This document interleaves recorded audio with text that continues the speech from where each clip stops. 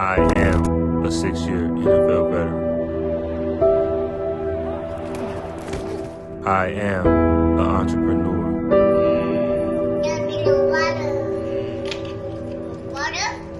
I am a father. I am a husband.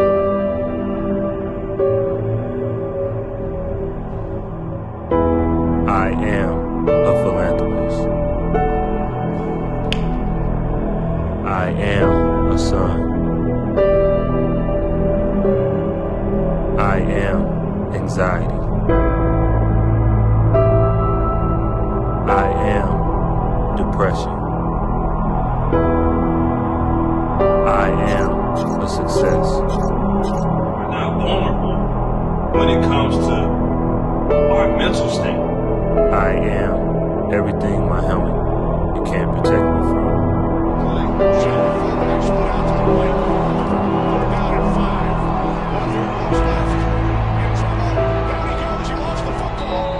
I am Marcus Smith II, and this is the Circle of M.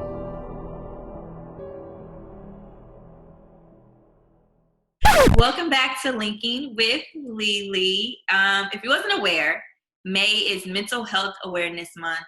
Every year, the goal is to fight stigma, provide support, educate the public, and advocate for policies that support people with mental illnesses, depression, whatever it may be, and their family.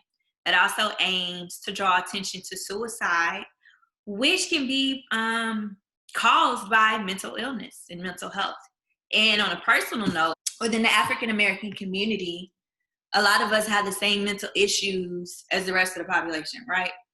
And arguably even greater stressors due to racism, prejudice, and economic disparities. And for some reason, we shun away from getting help, or we, feel ashamed about it.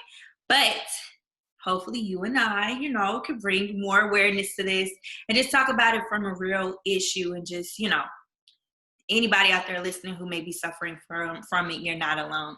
So with May being Mental Health Awareness Month, I decided to have joining with me first round NFL vet, an amazing father and husband, a dear friend of mine and brother, and someone who is way more than just an athlete, Mr. Marcus Smith. What's going on? I appreciate the introduction. You know what I'm saying? Had that little sauce on there right quick, let these folks know. Yeah, got to. How are you? How is life? How's your family?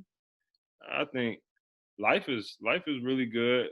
My wife, she actually is. I wouldn't say she's on the front line, but she kind of sort of is. But she worked for the health department, so she's kind of seeing everything firsthand. So we're actually getting, a lot of things firsthand. Like when things happen, we know kind of right away. So it's serious, but at the same time, we're grateful. So right. Yeah. And how is baby girl? I know she's such a ball of energy. She's so smart. yeah, she amazes me pretty much every day. When you have kids, you don't really realize some of the mannerisms and things that they have the same as you. So just to see her grow, I think my prayer is too, every day, I'm asking God, hey, I just want her to grow a little bit more each and every day. And I feel like that's exactly what's happening. Right. She's so cute. Well, that's what's up. Okay, Yeah. so we're gonna hop right into it. I want you to walk me through the moment when you realized that your mental health was taking a toll on you. Mm-hmm. And once you realized that, did you seek out the help and support that you needed, or did you just kind of brush it off to the side and just dismiss what you were going through? I think for a long time I pushed it to the side because being in a community where we come from, being in a Black community, it's you have to push through a lot of stuff, and it's basically your parents have always told you it is what it is, you got to suck it up, you got to get through it. Mm-hmm. But I think what I realized when I was in Seattle, I had been dealing with anxiety for as long as I can remember, even when I was younger. Mm-hmm. But I didn't know what it was. My parents didn't know what it was. the Black community just really doesn't have a clue, or don't have the education behind it to even know what something like that is. I used to have anxiety attacks all the time, but I was having those same attacks when I got to the NFL. I was having attacks even in college, but more so when I got to the NFL, because it's more pressure. It's more of a need for you to be successful at your craft. So I used to always it used to always take a toll on me mentally, because nobody in my family has ever been to the NFL. I didn't have anyone to actually steer me into what to expect. And when things weren't going my way, it was hard for me to deal with. So I kind of like dealt with that for all my years with the Eagles. I played with them 3 years, and then I played with Seattle for 2 years. Going into my 4th year, I was with Seattle. I was actually about to quit then too, because every camp I go through the same thing. I can't eat and I can't sleep.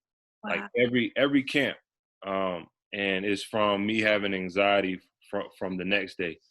And what that anxiety eventually did, it turned it into depression. Right. So I was in a depressed state because I couldn't, whatever it was, I couldn't perform like I wanted to perform, because I couldn't eat, I couldn't sleep.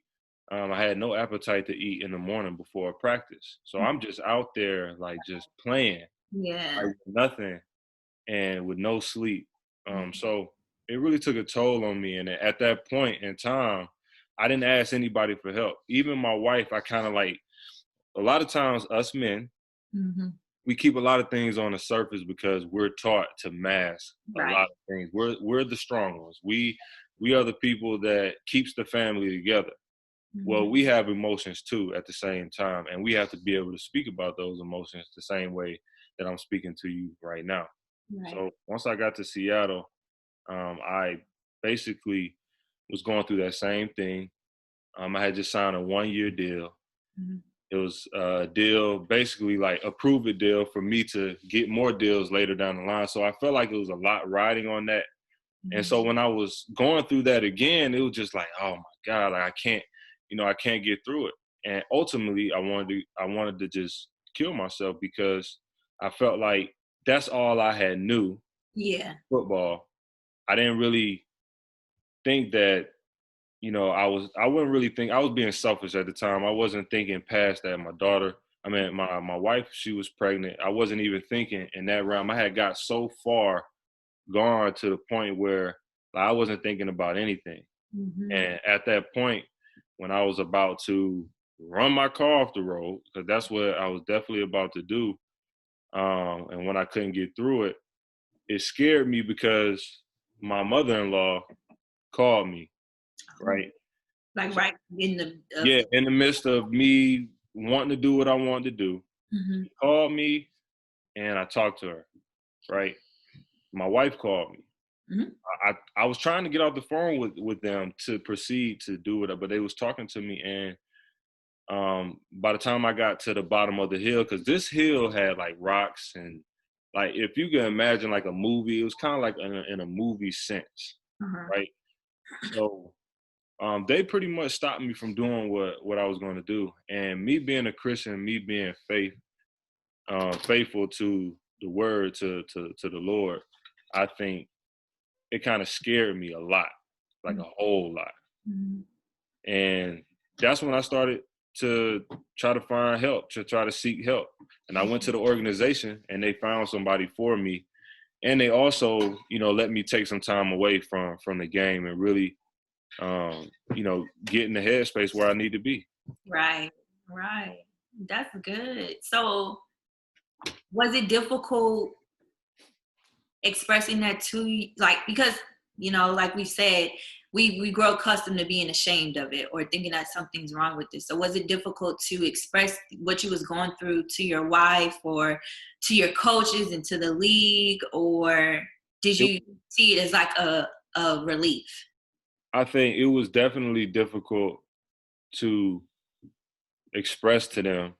And I think my wife, she was crying because she just felt like it really wasn't much she could do. Like she was at a point where like I mean I'm here, but it's like I only know what you tell me, Right. right? And you get to a point where like that just go out the window. Like, look, I gotta let it all out. Mm-hmm. You know, I don't know what's going on with me right now. I'm so far gone to the point where I was ready to kill myself, and I've never been in that, you know, state before. Even with me going through the anxieties before, it didn't really get that far. But then this last year, it really took a toll on me. Like I had bags under my eyes. I really looked like I was sick, and you know, it was a concern with the coaches, with you know my Pete Carroll, the head coach, and I really let it out, and I really told him like, you know, I just feel like I can't do this right now. Right. You know, I can't do this right now, and I was about to kill myself, and I need to seek the help that I need. Right. You know, I'm done being ashamed. I'm done, you know, being that person where, you know, you have to be on this pedestal, and everybody thinks, you know, we're human too. Right. So yeah, I think it was definitely hard at first, but I will say that once I started to do therapy, once I actually got in the room, Mm-hmm. when I'm talking and I'm talking to her, it's a release. It's just like every time I talk to her once a month now, my therapist, and it's just a release of energy that I need to let go because it's stuff I've been holding in my whole entire life. I literally, like, when I think about just things that I've dealt with, it's a lot of, and it doesn't even have to be a big trauma, but just little things that we might have gone through as a kid. We never really realize that it impacts you throughout your whole life. And until you take the time to speak on it and just let it out and be around good energy, you Right. literally suffer. And I came across where you tweeted this, and I just wanted to bring it up. You advocate for mental health, especially for men, and it was a mental health Mondays. You said when you mask things you may be going through, it tends to eat us up in the inside. Tell your truth and be vulnerable. Let's start a conversation. So do you think like your experience is what made you so passionate about that? Or did you come across other people maybe in your life that like, you know, dealt with this or are currently dealing with this, and it just kind of pushed you to just get out there and speak about it? Honestly, you know, just what I went through really made me really start to advocate just for mental health in general because a lot of NFL guys and a lot of people in general deal with this on a daily basis. When I came back into the building, I used to talk to guys Mm-hmm. and guys that might have been, you know, going through it or might not have gotten a fair shake that they deserve or that they think that they deserve. And I used to talk to them all the time, and they had some of the same similar like situations that I had, but they've never talked about it. And these are football players, and some of these football players, I'm not going to say any names, are at a high like pedestal, and they do really well. But you would never think that, you know, behind closed doors that they're dealing with that. I started this because I really want to change people's lives. Mm-hmm. Because if, you know, you can stop somebody from committing suicide and help them understand that you have a full life to live and that you're not alone. I've been through this too. Mm-hmm. And I think that's the biggest thing. Everybody thinks that they're alone in Right. it. Yeah. Everybody thinks that they're alone, and it's, you know, it's not the case. We just need more people that have dealt with it to kind of speak up and just, you know, just tell your truth, tell your story, and it's okay to be vulnerable. And that's what I meant by when I said be vulnerable, because again, Black community, we're tough. We have to be like that. That's what our ancestors were like. Right. You know, we deal with stuff on a daily basis. People are getting killed, so we walk a lot different. Yeah. And you know, a lot of people, you know, give us credit for it because they say, "Oh, we angry," but you have to go back and think of why we act, you Right. know, certain ways. So we shell ourselves off from the world And we think of therapists as like, I'm not crazy. You know, my wife is a doctor. I mean, not a doctor. I'm sorry, a nurse. She's a nurse. Speaking into existence, knowing Allison, she mess around to be a doctor soon. I wouldn't put it past her, honestly. But yeah, they, you know, it's record, you know, if you have, you know, a mental issue. Mm-hmm. And if you don't even know what a mental issue is, how can you know something that you might be dealing with if you don't know the symptoms, if you don't know? Exactly. I kind of like when I went through that stuff, I kind of, you know, researched it and really tried to figure out like, man, what is this that I've been going through? And I honestly figured out like, dang, I've been dealing with this my whole life and I didn't even know. I was going to ask you that too, because I know some people aren't really educated on what it is. Like I said, we automatically just associate it with crazy, but I had to do some research, and 5 warning signs of mental illness: long-lasting sadness or irritability, Yep. extremely high and low moods, Man. excessive fear, worry, or anxiety, social withdrawal, and then last, dramatic changes in eating or sleeping habits, all of which you touched on. So when you were doing your research, was it the NFLPA that kind of helped you, or was it just your team? For me, it was a therapist on site with Seattle Seahawks. Okay. It's a therapist on site. And people don't even take advantage of it. All 32 teams now have a clinician on site, right? Yeah. But it's not really mandatory. It's not really a thing that people talk about. Mm-hmm. But they, you know, introduced me to her, and she was the therapist that multiple teammates have talked to. I never really realized that. I never was told that. Well, that's how I kind of started just talking to her. She's a therapist, like kind of like all angles mostly. Like she does athletes, like all sports. That's what I'm trying to say. Okay. But when I went in there, I was really just, she was letting me talk. You're right. Yeah.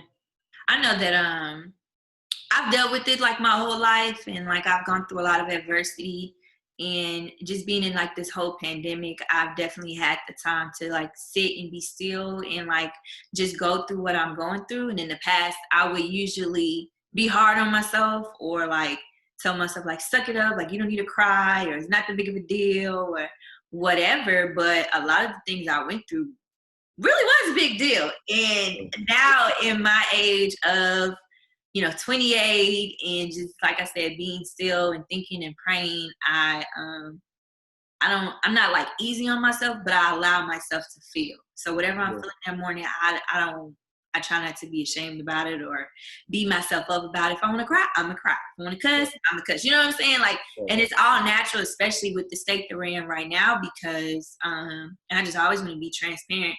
Everyone knows that I'm like, when it comes to my job, I work. Like my career is like up here. Like I don't play about it. And so moving to Atlanta and just being on the go nonstop, that's all I knew. And even if I did go through anxiety or whatever, push it to the side. But God really made me like sit down and internalize what I was going through, because I was one of the one of the many people who got let go from their workplace because of the pandemic. And so for me, that was just like something new, because all I ever had was work.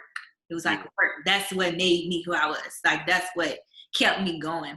And so just being here without that, and then being able to create on my own or do things that I want to do, became very therapeutic. But then it was also reassuring from God that like, at the end of the day, all we need is him.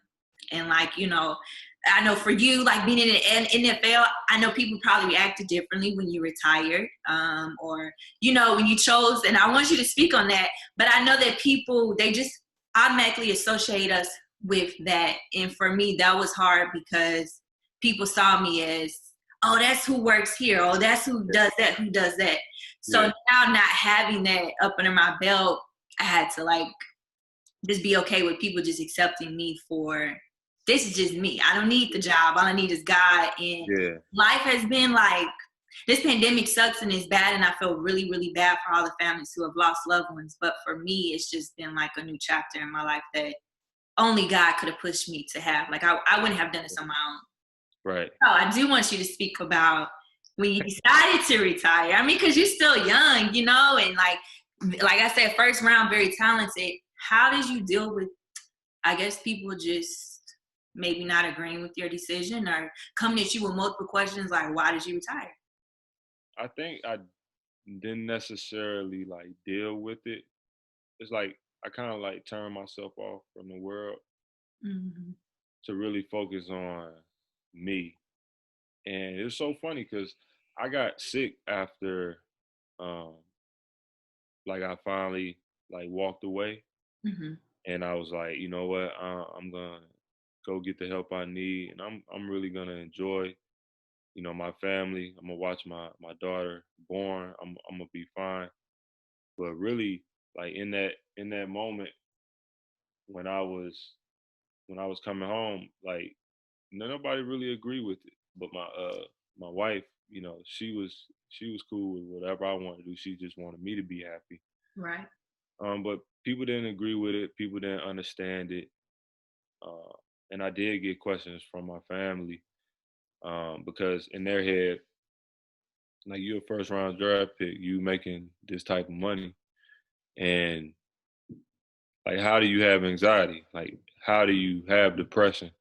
Like people can't rationalize that, Right. you Right. know, because they don't know if they went through it or not. They don't know what possible thing that they have been going through. So it was definitely tough, you know, at the time because I was in a place where I was really my career had a chance to continue to take off. Mm-hmm. It had that chance, and you know, I walked away from $2.7 million. You Wow. know, and I said like my mental and my, you know, I want to be here for my family. Right. You know, No, that's you all. was thinking the long, long term. Right. I gotta be here. And if my mental is not together, how am I gonna perform the way I need to perform anyway? I've been performing like this with no, you know, answer to anxiety. I just was going through it each and every year and just was just like, I guess this is something I'm gonna have to go through. You know, I used to pray about it, and then it got to a point where I stopped praying about it. Mm-hmm. But also, I truly believe that even if you're a Christian, even if you believe in God and you believe in a higher power, I believe that God also, you know, brings people in your life that helps you push through too as well. Right. So a therapist for me is something that I felt like God brought to me, Right. right? So yeah. Yeah. And speaking on that, like, I think sometimes we as Christians may feel like we're invincible because we got God, but as Christians in this world, little do we know it's going to be even more difficult for us because we're going to have more of the devil trying to throw little curveballs at us. So, you know what I'm saying? Or adversity or just things that we might not want to deal with, or we may question, like, why am I going through this? But Yeah. at the end of the day, we're still human. And We, yes, we are Christians. So when you seek the Lord and ask him for answers, he will deliver. And like with you, he came through from your mother-in-law calling you to your wife and then getting the therapist. It literally was a part of his ordained plan for you. And here you are now, healthy, thriving, being a face for this, especially for our Black men. And I just want like more of them to be open about it. So before we, hop off the call, what is one message you would leave to, to anyone out there who's dealing with it, but especially a Black male and an athlete who's dealing with this, dealing with the pressures and just doesn't know where to turn or what to do? What's some advice or some encouraging words you would give that person? you know, I will always say, um, you know, don't be afraid to speak up. And I always talk about being vulnerable.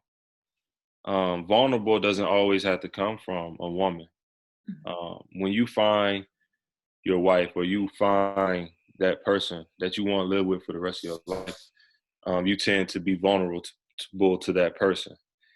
And it's the same way with your feelings. You have to be vulnerable to your feelings and not be able to express those things, and worry about what the next man might think. Because all of us are sinners and all of us deal with those things.